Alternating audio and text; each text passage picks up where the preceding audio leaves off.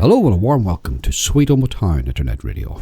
And our usual guest, hopefully, is on the other side of the line, Mr. Declan Ford. Hello, Mr. McGurgan. How are you today? I am full of it, Mr. Ford, as usual. Yes. Are you always full of it? Right. Have you been on gardening leave today? Well, no, I interviewed a gardener to come and help me tomorrow morning. He said, apparently the dumps are open now and we can dump stuff. So I have a man coming with a car and a trailer. I don't know about a trailer. Our trailer is still able to... Well, when you're well known around the town like I am. Oh, that's it. In your Royce Rolls. to get it going. 15 miles to the gallon.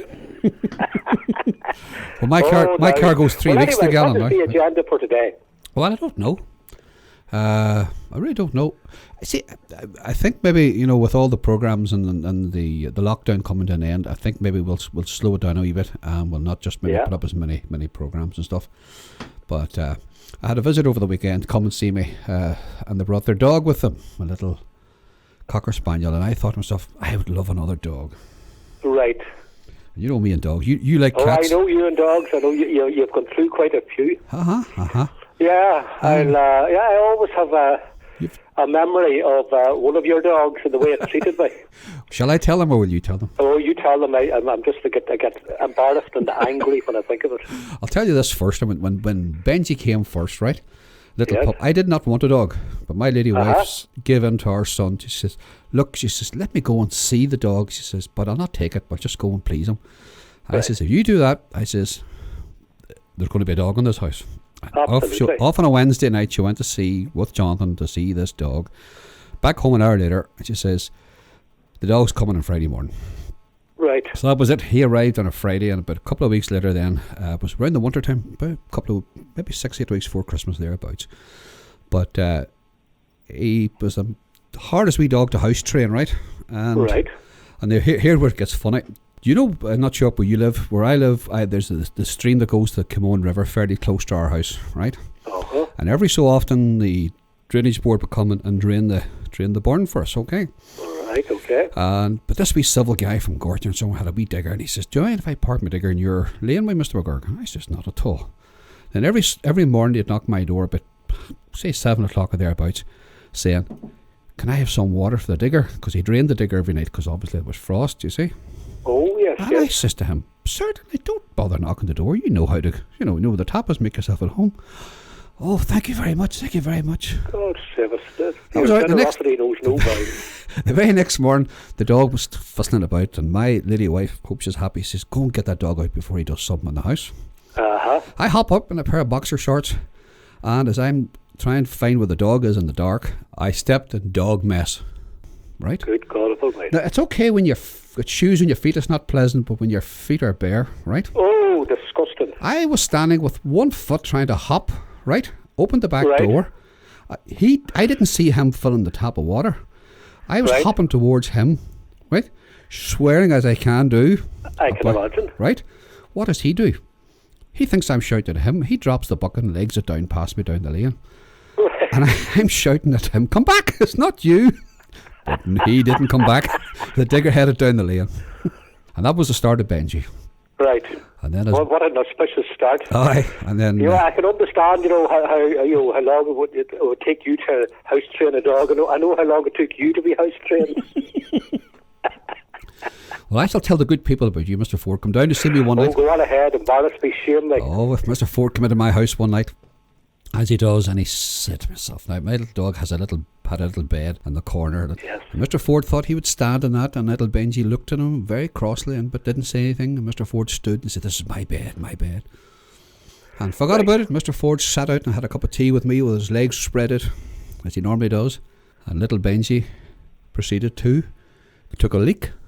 Ford's feet, socks and all. I could see this happening, but I couldn't stop laughing because I said to myself, "What's that?" "What's that?" Mr. Ford got up and was very cross. Oh, irate. Irate would be the word. Do you forgive him, Mr. Ford, now? Yeah, so let's say I have a love-hate relationship with dogs. I love to hit them. That's because I fed your cat dog food. I think you never forgive me for that. That's right. That's right. We were away on holidays once, and you volunteered to to feed the cats. So the poor cats were demented. You know, they were used to a haute cuisine, and along you come giving them chum and pal.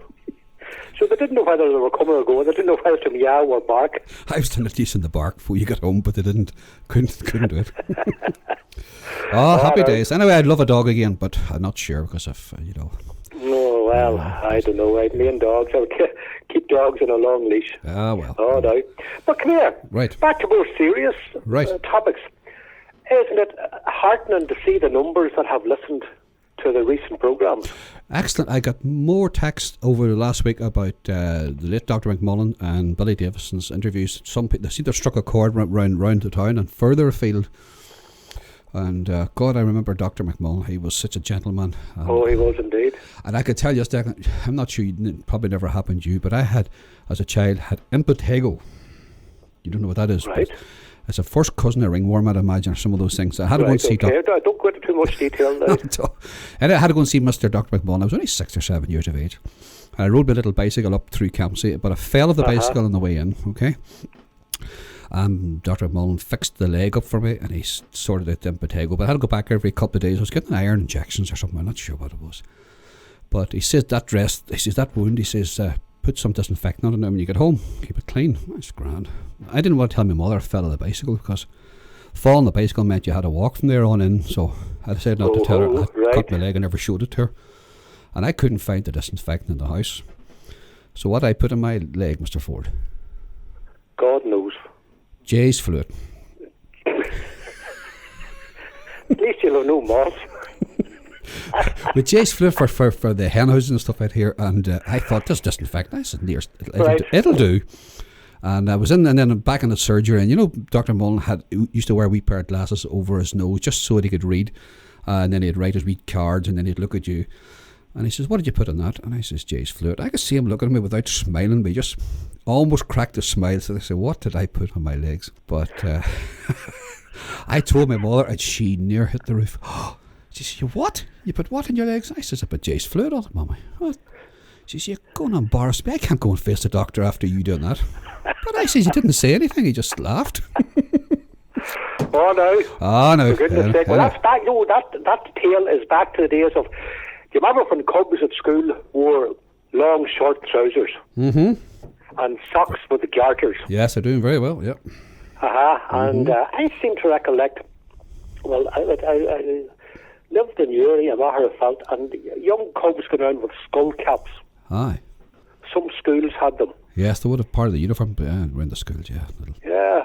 I think the academy would have had them in the early days, Declan Oma. The Oma Academy wore skull caps, yeah. Right. Mm-hmm. Oh my goodness! Right. Yes. That's a thing of the past. Now you wouldn't say it except in something like Goodbye, Mr. Chips. No, I know.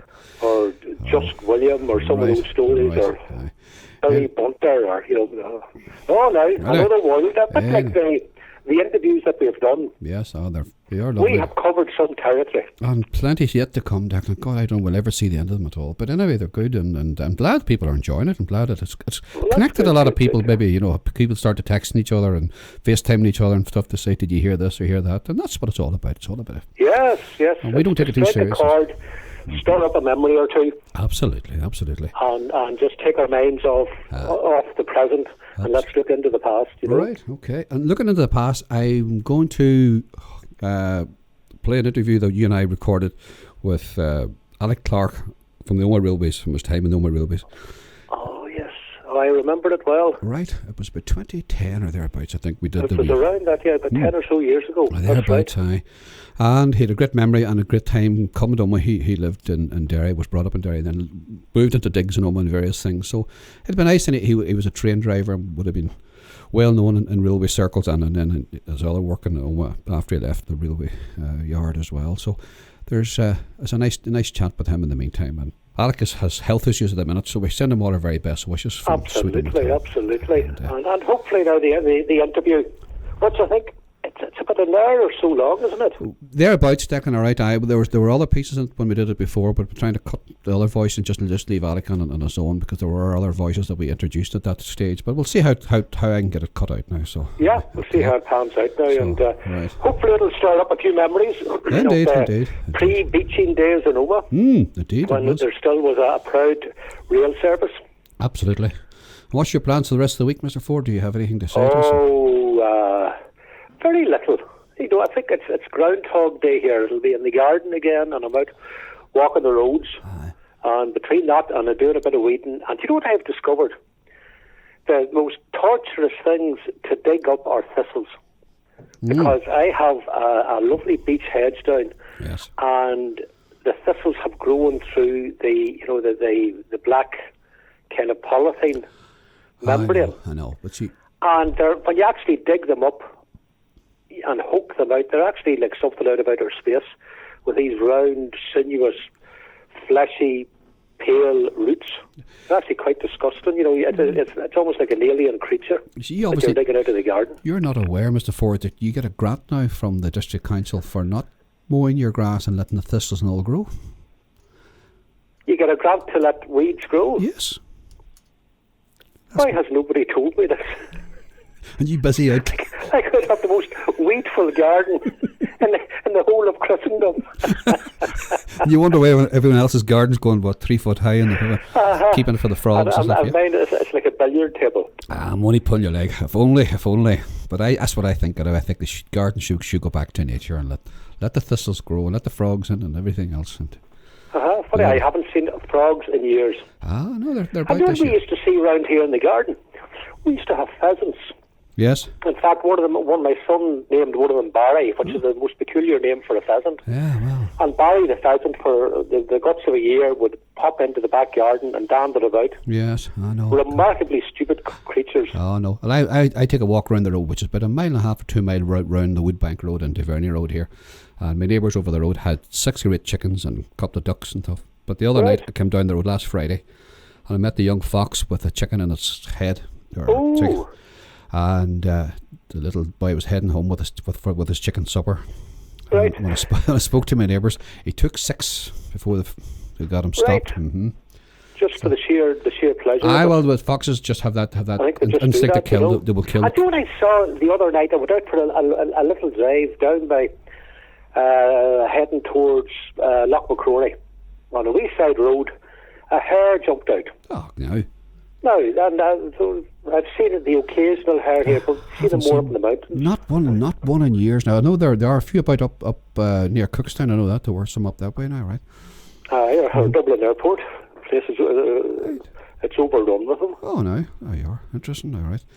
Anyway, Mr. Ford, we shall get this interview out tonight, and till we talk to you again, sure, take care of yourself and happy gardening. And I shall be. Oh, hey, thank you. Good luck. Good luck, Declan. Take care. Bye.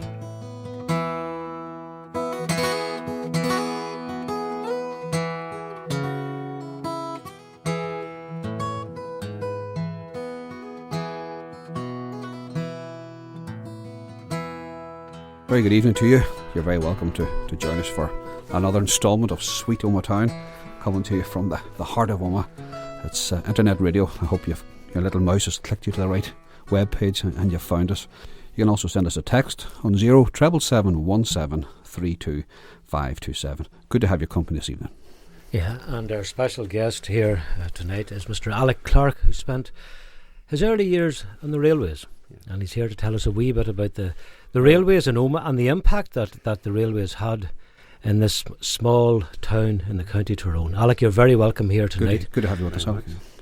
And you began your working life in the railways. Yes. When did you sign up or join? 1946. Right. A long time ago. And I worked in Derry Station until I was 20, and then I come to Oma. It usually happened in the railway that when you come to the man's age, you were shifted out somewhere where there was a vacancy. So I was shifted to Oma. There was quite a few fellas from Derry up in Oma, firemen and drivers and different boys. It it was a good place to come to. Well, were the railways in your family blood? Oh yes, yes. My great grandfather was he was the supervisor in the locomotive shed in Derry.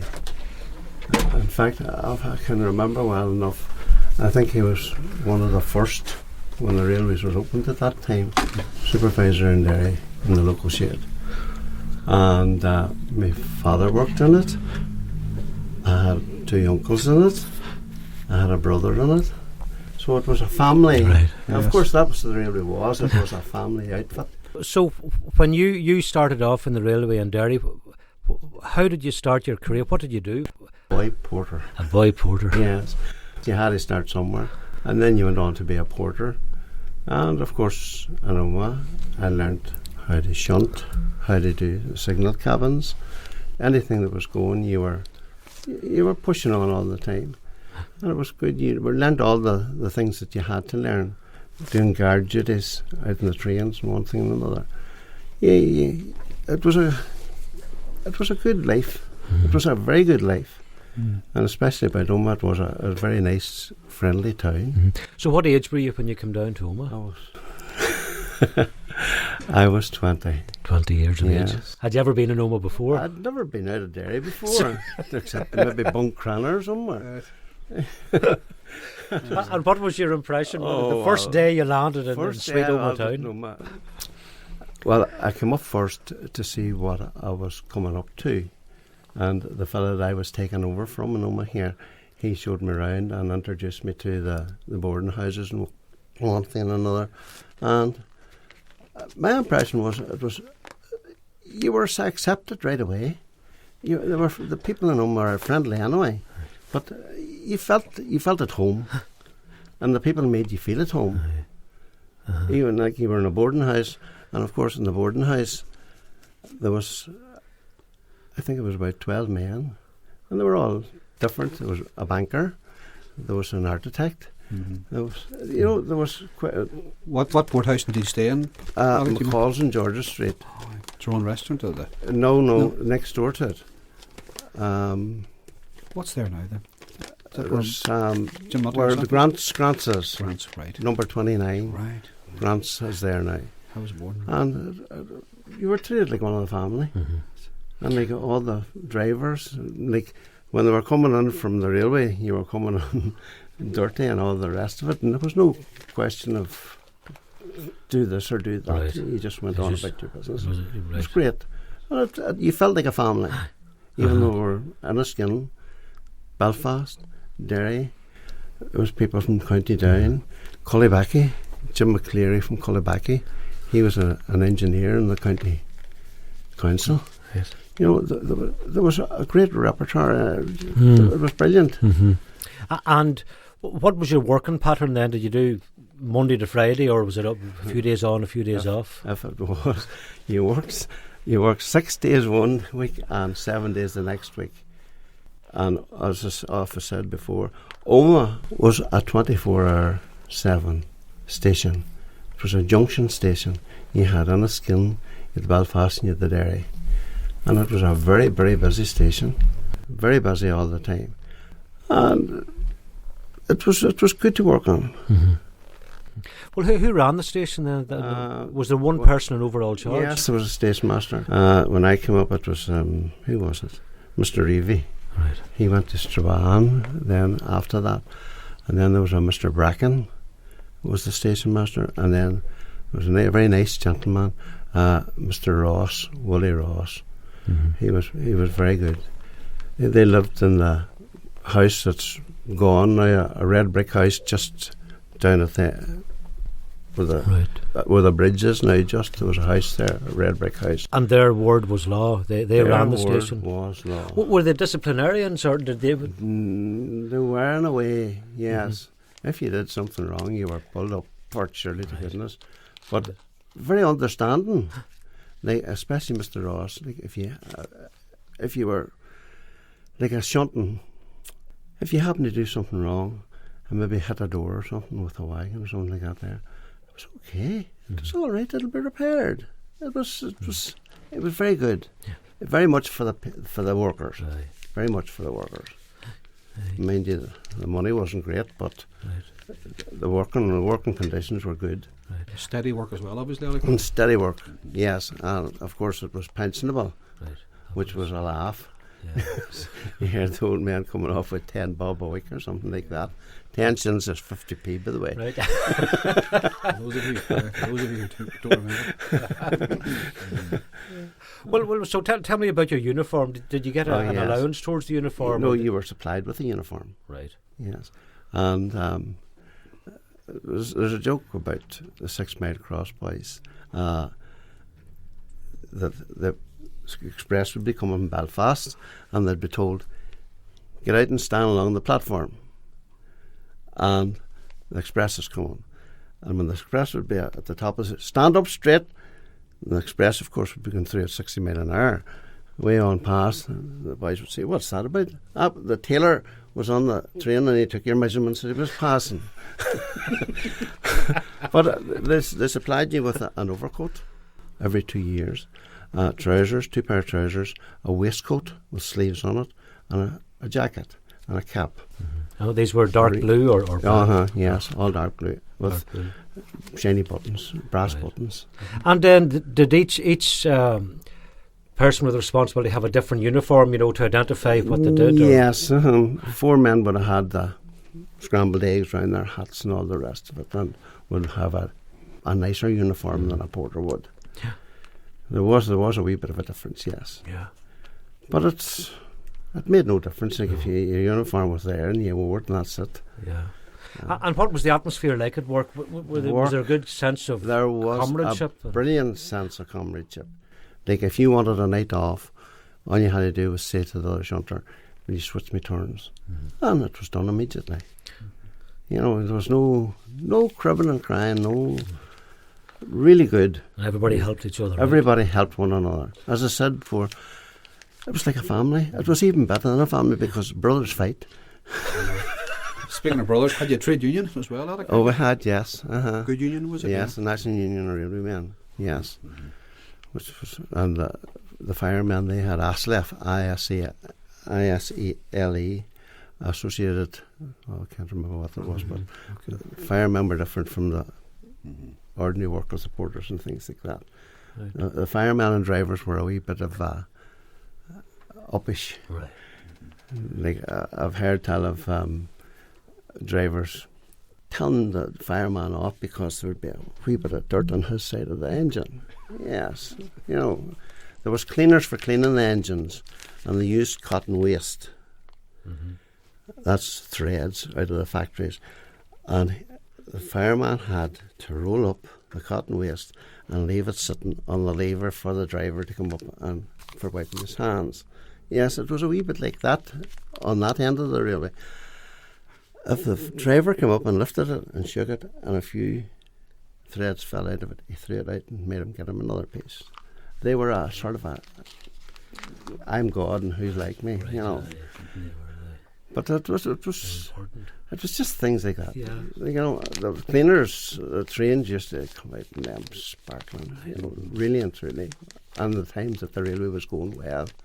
And how many would have been employed in the railways in Omagh And Omagh, at its height?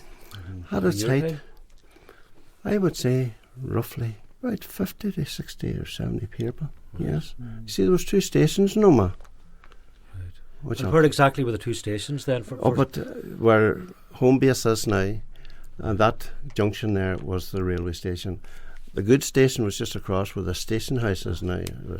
Do they call it the station house? I think. That's right, the youth club. Or Yeah. And if you look at it, you can see actually gates that they retained there to make sure that it was the railway, the station house. Where was I? Yeah, the goods yard then was it? The goods yard was there. The station was across just where you would say where the traffic lights are now, just about there.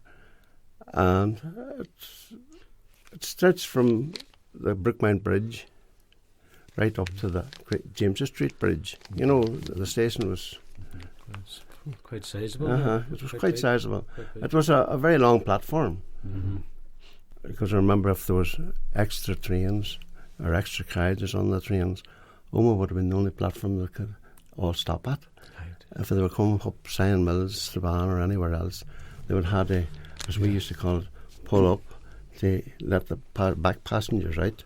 Yeah. And Oma would have been able to accommodate that all the time. Yes, it was a big station. What was the heyday of the railways, the Great End? GNR, Alec, do you think?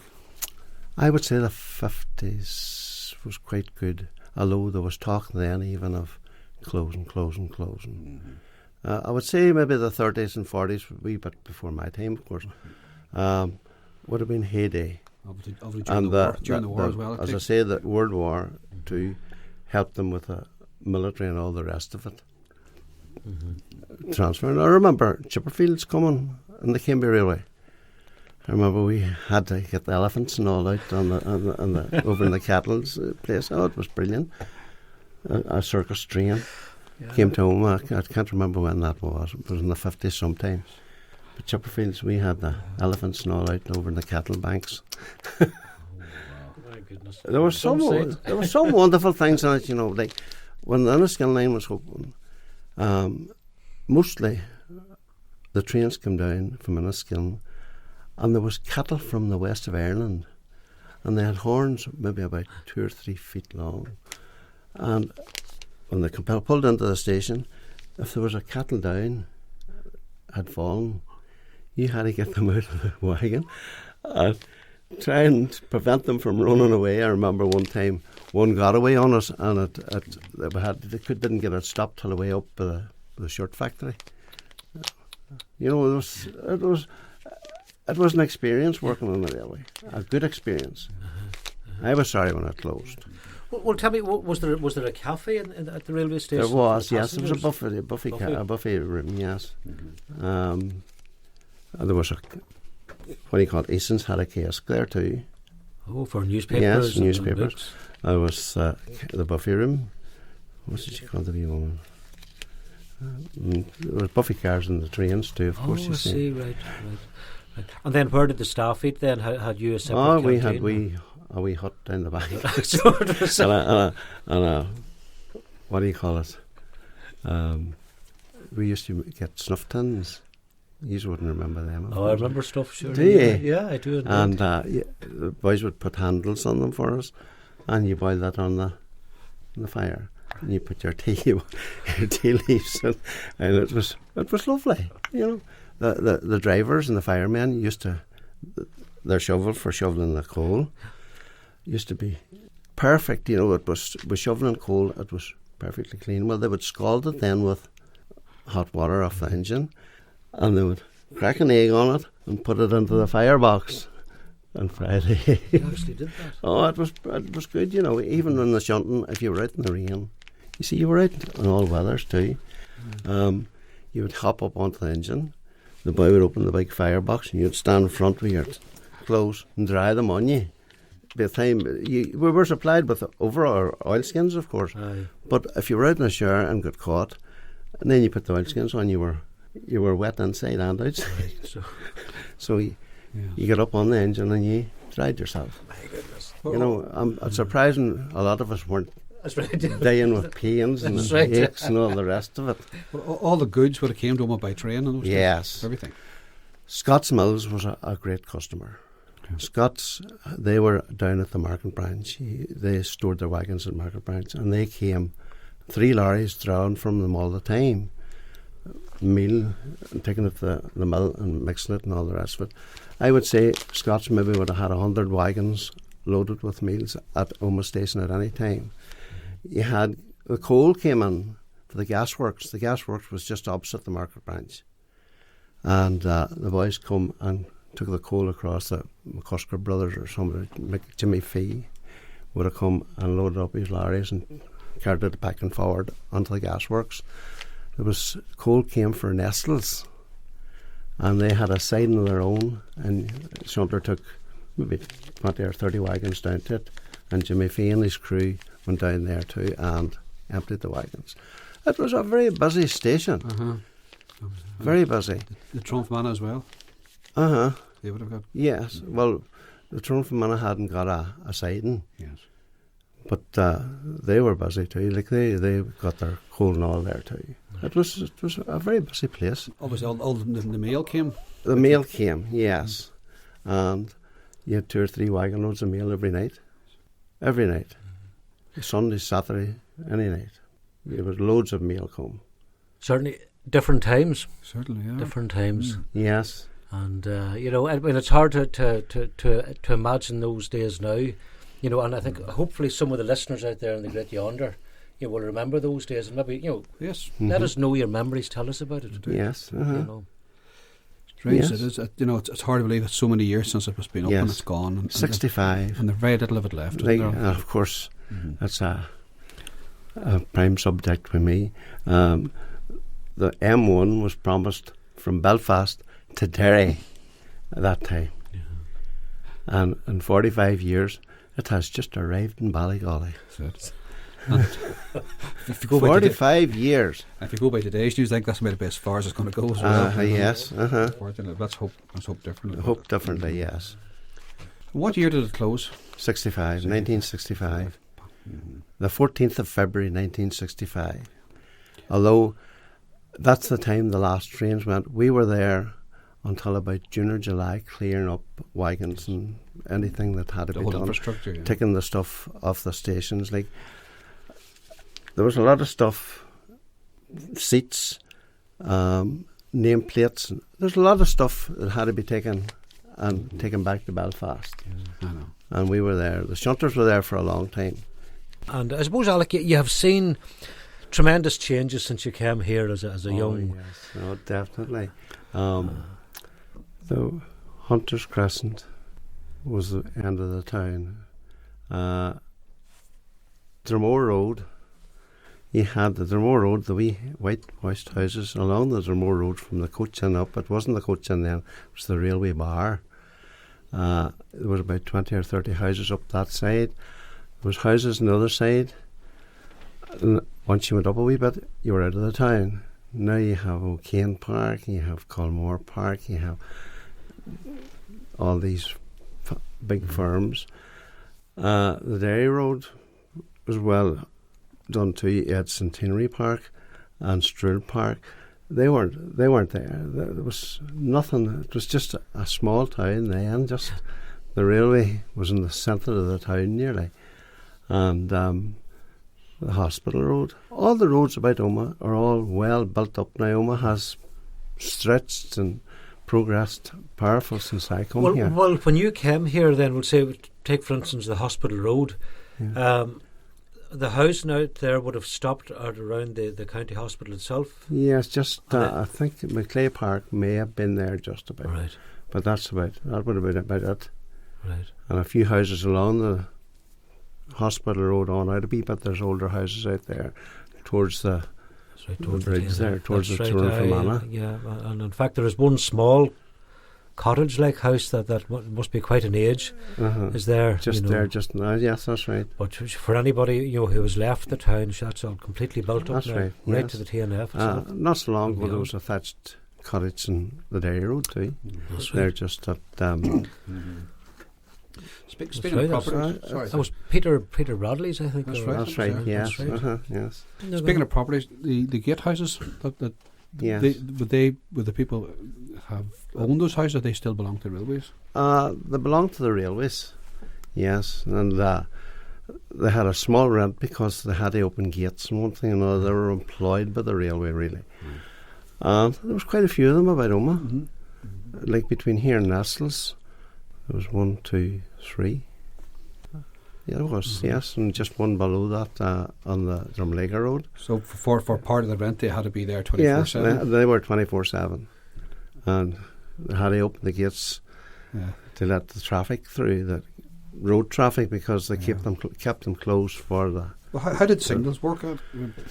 signals. Oh, there was a lever. At the gatehouses there was no signals. Just a There gate. was no, maybe in one of the big ones at the main roads, but there was a lot of wee houses on small roads that weren't. But the people, when they closed the gates, they pulled the signal, and that was it. The train had the right away then. There was quite a few. There was quite a few about Omagh. Do you remember any serious accidents at all? Because I remember. Well, remember the one we chatted about before, yes, about that's right. the man that was killed. Away years ago, in the 30s, I've only read about this because there was an accident out during the strike. There was a general strike in the 30s, and they derailed a train out at the Market Branch where it turns off down comes off the main road and down over towards the Cravenor Road. That roundabout, that was where the Market Branch went down there. That's another sore point. I often thought that they should have called that roundabout the Market Branch roundabout, because it went down through the cutting, went that way to Omagh, and then it went on down into Irishtown, just where the library is now. And it was quite a yard there too. It stretched from that big house, which was White's, I think it was, right down. There was what do you call them? Arches there. There was an arch over the road there just, and took you down into the. And it was there was people down in the market yard. It was Doherty's at one time, I think it was, and they dealt in waste paper, and they used to bale it and load it onto the wagons and sent away. At that time, there was a lot of things went on about the Market Branch. There was 3 people had, what would you say, leases for meal. There was Silcox, Levers and Crossfields, and they stored all their meal there. And the fellas that worked down in the Market Branch, they give it out. A lorry man would come in, well, you'd load up his lorry for him. Farmers came in and got their meal, and it was a very busy place too, the Market Branch. Well, you there was oil at Scott's was at the Market Branch too, just opposite where Turney's and Aikens had their garage. There was Norton McAllister used to work in it. So there was quite a bit, in the railway altogether that time. You mentioned Irishtown. Yes. When you first came to Omagh, yeah. What was Irishtown like? What there was a row of houses there. I think the gasworks was there, is that right? Pardon? Was the gasworks in Irishtown? Yes, the gasworks was in the corner there, just where that technical place is now. There just. And on the other side of the road there was a row of houses, and there was a place there, a shed or whatever, and I think it was before they built it was the post office's sorting office at one time there, before they moved up to the top of High Street. I think there was a laundry at there was probably a laundry there too. That's right. But and it you was can see in the walls opposite, say, Dunn's Car Park, you can see the remnants of whether there were houses or whether yes, there were, it was. Yes, there was a row of houses there. Yes, and the Presbyterian Church, obviously, later became Montgomery's Print Works. Were you with me the day we were out there doing the interview? That's right, up with Tony Mathers. Yeah, that's listed, and I think that's in Coltrana, is it? Or? That's right, it's in Coltra, been rebuilt there. And then, of course, the wee gatehouse just below the late Desi Blacks. There was a gatehouse for, I wonder, was it something to do with the bridge or the river? The wee small house. That's still there. Just at King James's Bridge just there. At King James's Bridge. I have a notion that was a toll gate or something one time or another. I'm not sure. Yeah. But the railway come across there, there was a bridge there for the railway to cross over the road there. Maybe some of our listeners can tell us. Yeah, please do. If you remember it, let us know. And then if you crossed over the King James Bridge then and turned down to your left to take you on by the swinging bars, were they all private houses or were there many houses there? No, the swinging bars, which be down by the you're high going school. Around that's out to the Cravenor Road. Aye. I don't think there was houses there. I think there was nothing there because I remember the high school being built when we would have been down there. And that would have been in the 50s. Right, and that was just a green fields. Green fields. And I remember we were talking about Mickey Gilhaney and Peter Judge. We were going down and we used to watch them gradually getting up and building up and building up. That was another thing was at the Market Branch. You delivered the bread round there. Inglis's and Hughes's had containers, bread containers went round there, and the bread men all were there in the morning loading up their bread. You know, that's when you think back on it, there was a lot of activity And a lot of trust as well, Alec. and a lot of trust. Had to be a lot of trust because there was no way of sort of bookkeeping. Everything was dependent right. on the honesty of the individuals there. That's right, Taking what yes. they were given. Like we were stocked with those 3 meals, the 3 firms, and we could have sold it like that in something. But you didn't think of things like that then. Yeah, the people were honest. So different times. Different, now, of course. different times. Yeah. Well, you see, when the railways closed, what actually happened to the railway station? Did it just become derelict and just Yes, gradually just yes, it just went fall into derelict. disrepair? Fell into disrepair. Just was vandalised. Just and then they just Just tumbled it. Like they even tumbled the red brick house of the station master's house, and it was a beautiful house. Right. And then they built and of course, again, there was a railway bridge at the Dublin Road where they have the new bridge built. They had a railway bridge at the shirt factory, and they built a new bridge. They had the bridge going over to the 2 schools, the Sacred Heart College. They built a new one there, and they built a new one at James Street, and they built a new one at the Brookmount Road. They were all railway bridges, and they just tumbled them and built new bridges for the new road. And when the railways closed down in Omagh, was there much dissatisfaction among the people at the time, or did people just accept it and just? No, they did. The people did kick up about it. The only thing about it was the councils, the corporation in Derry, the council in Strabane, the council in Omagh, went to a meeting in Belfast. How did they go? They went by car, and the railway was still running. You know, that shows you that there wasn't the people down below, the ordinary people, were interested in it, but the councils and things like that didn't seem to care. You thought someone would have the foresight at least to mothball the whole thing? Yes. You know. Mm-hmm. But there seemed to be a vested interest in just... There seemed to be invested in roads. Yes. Mm-hmm. And as you said, we were promised a motorway. Yeah. That never appeared. Uh-huh. It's only got as far as Ballygolly in Yes. 45 years. Not bad. You know, at least But, if of course, like the railway, the hierarchy in the railway, I was working in Derry at this time, of course. They would come out once a year on a special train to travel from Belfast to Derry just to see their wares, like they were. See the Dominions. And they would come into Derry, and now that was a buffet car and all supplied and that. They had their meals and all the rest of it. They used to come to Derry and go from Derry station on the Foyle Road to the LAMS station to go back to Belfast. They wouldn't even travel back on the Great Northern Railway. You know, there was something about the hierarchy that I really and truly think they wanted rid of it. Yeah. And I wonder how many men working in the railways, work their way right up to the top. Quite a few of them. Good. Yes. Oh, yeah. Well, when the railways closed here in Omagh, I wonder if many families actually stayed, or did many of the railways? A lot of them went leave? to Craigavon. Craigavon was on the go at that time. Why the town? You said it was. The city. Had it been built, or It was being built, and there was firms in it, Michelin and all that kind, and a lot of people went to that. Right. But there was quite a few of them stayed, and hoped to get jobs about Omagh. Yeah. Yes. Do you meet many of your old colleagues now you about do, the town? certainly. Yes, and you always have chats with them. And Right. what about the Isle of Rail? Well, what names would stand out then, just as we speak? Well, Are there men that would stand out from your early years? As well, there was. I had a foreman in Derry. He was Jack Woods. He was very good, very strict, but very good.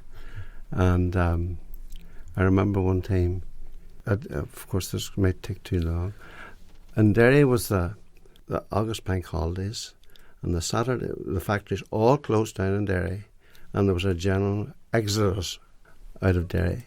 And the train at Derry station would have been, you had to book your seat on it. It was that packed. And there was 4 carriages for Dublin, 4 for Belfast, 2 for Bundoran, and 2 engines, 2 guards, and all the rest of it. And Derry station only held 4 or 5 carriages on each side, so you had to shunt them and do this and to get it out. Went to all the stations, and it was the pull up every time, the second pull up every time, because they get the people out of the carriages. It was a 3 pull up because you had 2 engines and you had to water the 2 of them. So that was 2, 3. So the train getting into Belfast and Dublin and all the rest of it was hours late. Jack Woods, I remember one time, sat down along with me. We were in the late turn, and he made out a timetable, divided into 2 trains, one going to Belfast, the ordinary train going to Belfast, and the 4 carriages for Dublin and the 2 for Bundoran, going out 15 minutes after it, going round the Irish North, as we called it. That was down through Clones, Newton Butler and all on to Dundalk. And there was no delays. He sent it in and they threw it out. They wouldn't hear tell of it. But he had the train get into Dublin a half an hour before the ordinary train that would have been arriving. But they threw it out. So the hierarchy just... we're the hierarchy and they wouldn't listen. They weren't going to take advice? No, they wouldn't take advice from the workers. No. But like Mickey Gilhenny, like there was characters. It was full of characters. Eddie McCrory. You know, there was lots of people you could talk about. It was really brilliant. Of course, there seems to be, as you said at the start of the interview, a great sense of comradeship and There was, friendship. very, very much so. And helping you. Very out, much you know. so. But then, Alec, before we let you go, could you be transferred at short notice to any other? Oh yes, like if it was, yes, you could be, yes.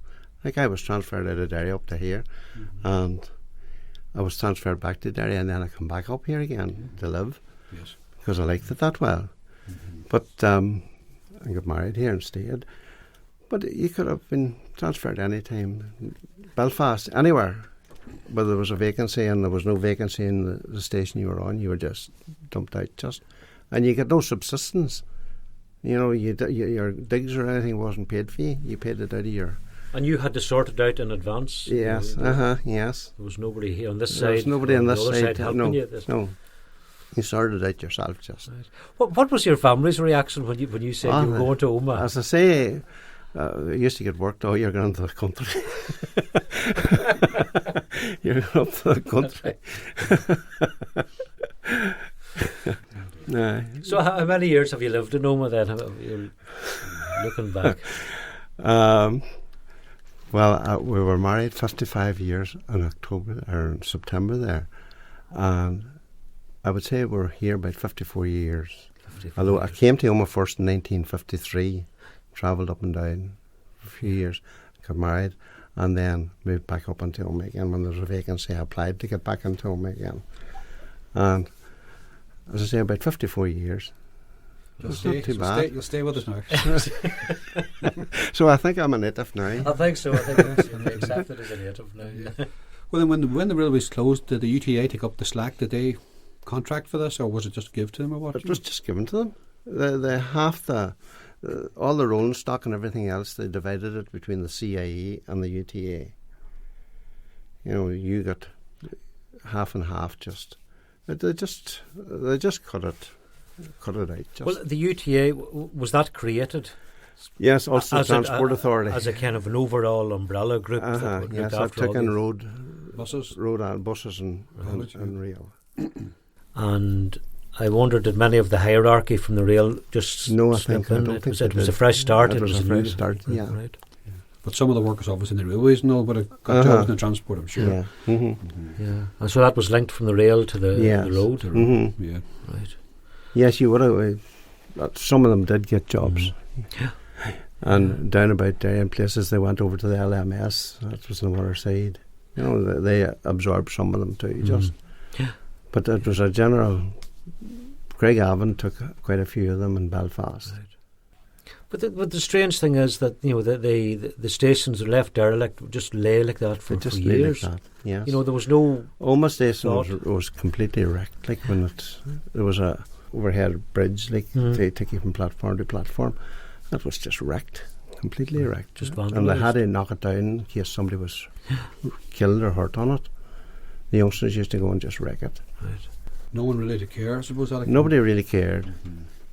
Well, no sense of a vision for it, you know. No. When you're looking at it now, you know. No sense of vision, because I think they would gladly accept the railways back again. Oh, yeah. But they're not, huh? You know. They're not, huh? Like when you go and see Yes. the roads and the lorries and all the rest of it, 40 lorries, one train would have taken. Yeah. When you think of it, it was a very short-sighted move by It was, Beeching in yes. England, It was. which then permeated Yes, over here. That there was no. There was no thought. No thought at all. no really thought on it.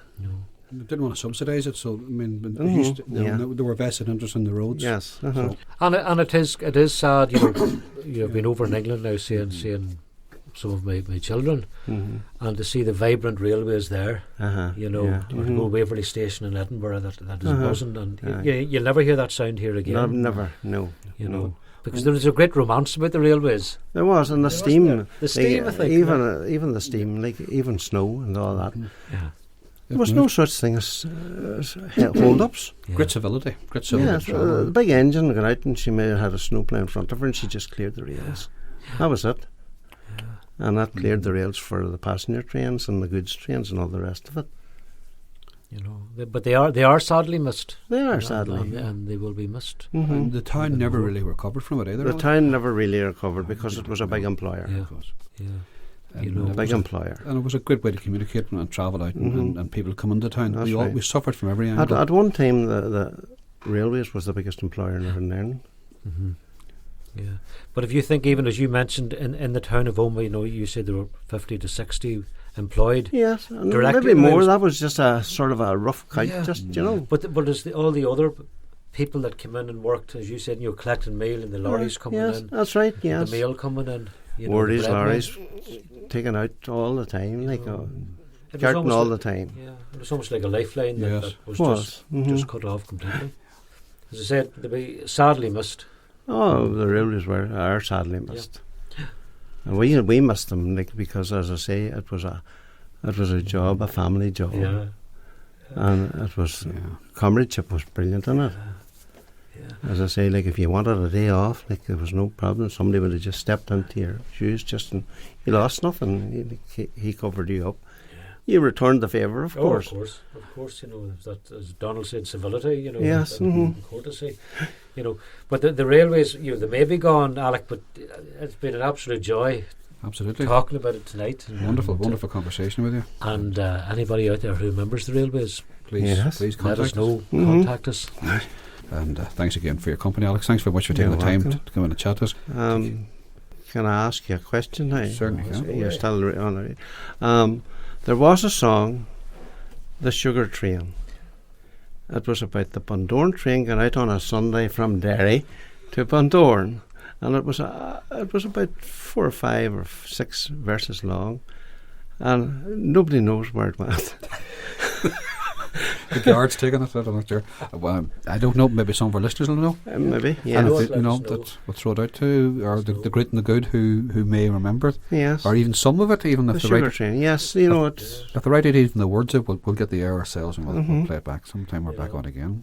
Please But do. again, anybody out there with railway memories blood of in them, or railway memories. Yeah. My own grandfather worked on the railways, and his father. yes. You see, it was handed down. Yeah. Oh, you can sit a number of people actually walk the line with lights and check the That's lines. and right, stuff. In yes. fact, my grandfather was I think a mailman or mailsman. Yes, He had a mile of he had track. a mile of track to look after. Yes, that that's was right. his Yes. responsibility. Mhm. And Yes, they went out, left the station in the morning, walked their distance, and met somebody. He took you another distance.